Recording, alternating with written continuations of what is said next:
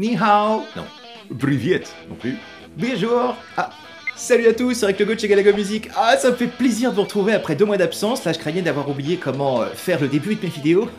Je suis donc ravi de vous retrouver pour cette 10e saison des tutos Galago. Ouais, ça fait déjà un quart de ma vie. Hein, dit comme ça fait bizarre. Bah, faut pas plus bizarre que ce chapeau, qui est néanmoins très beau. Merci Eva Chomette du cadeau. Et donc, pour bien démarrer tout ça, je voulais vous montrer un morceau un petit peu rentre dans ta tronche, avec le titre Scuttlebuttin de Stevie Ray Vaughan. Stevie Ray Vaughan, oui, je sais. Que vous trouverez sur l'album Couldn't Stand the Weather, sorti en 1984. Donc c'est un morceau extrêmement rapide, hein, voilà, donc il faudra le travailler vraiment par petits bouts et très lentement. Donc normalement Stevie joue toujours accordé un demi-ton en dessous, moi j'ai gardé l'accordage standard pour des raisons pratiques. Je me rapproche et je vous montre comment ça se passe. Le plan joué pas vite donne ceci.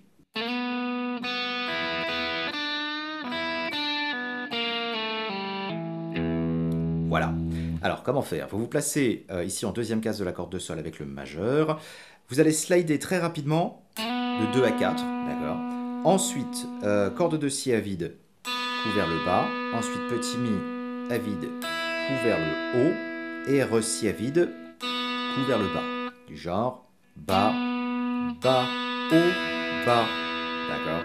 Bas, bas, haut, bas. Une fois que vous avez fait ça, on va bender en troisième case du si. D'un ton complet, il faut que ça sonne comme un mi. D'accord.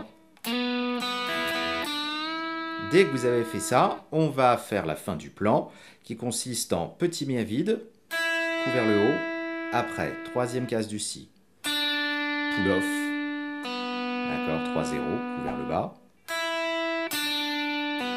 et la fin du plan, c'est 3 effets de jeu d'affilée, je tape troisième case de la corde de sol, slide une case à gauche, pull off, je fais entendre le sol à vide, et j'atterris en hammer-on en deuxième case de la corde de ré.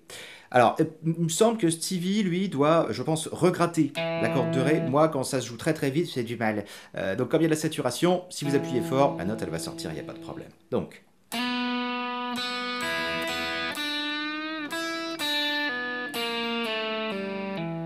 Voilà, quand on le voit comme ça, on se dit, bon, bah, ça va aller, et ça va aller. Il faut juste donc que vous le travaillez par petits bouts. Moi, je pense qu'il faut travailler beaucoup, beaucoup, parce que c'est là-dessus que je me suis pris le pied dans le tapis quand je l'ai bossé. Le départ, étonnamment. Ce truc-là. À chaque fois, je me faisais avoir, je grattais pas la bonne corde. Donc, bossez peut-être comme ça.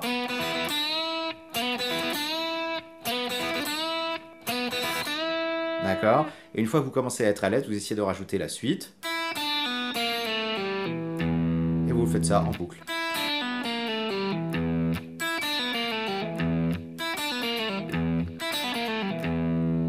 Et après, vous mettez tout bout à bout.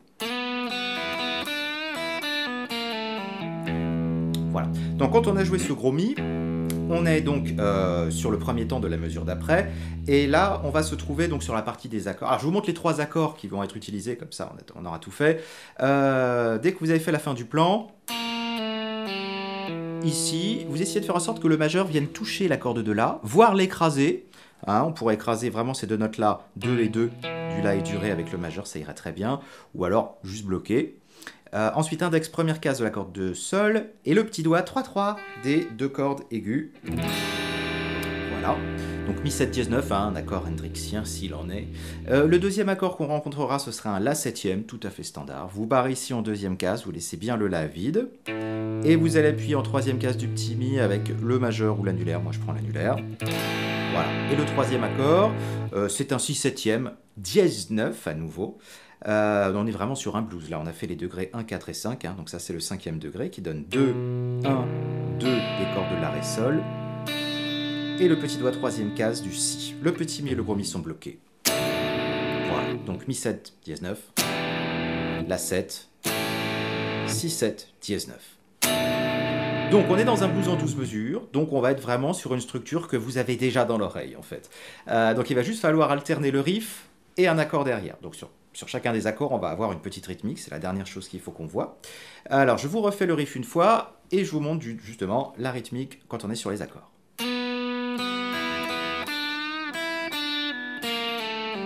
Basse.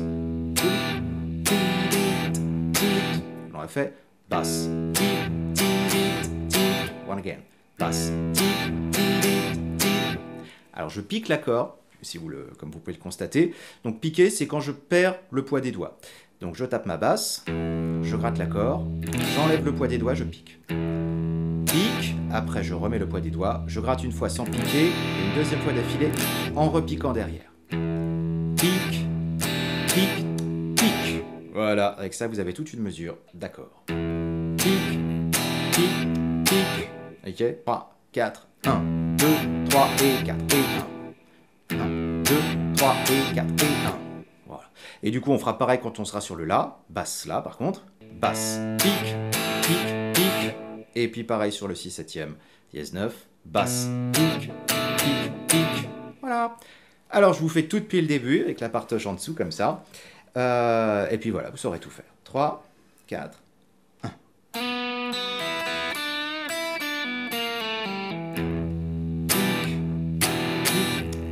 Deuxième fois.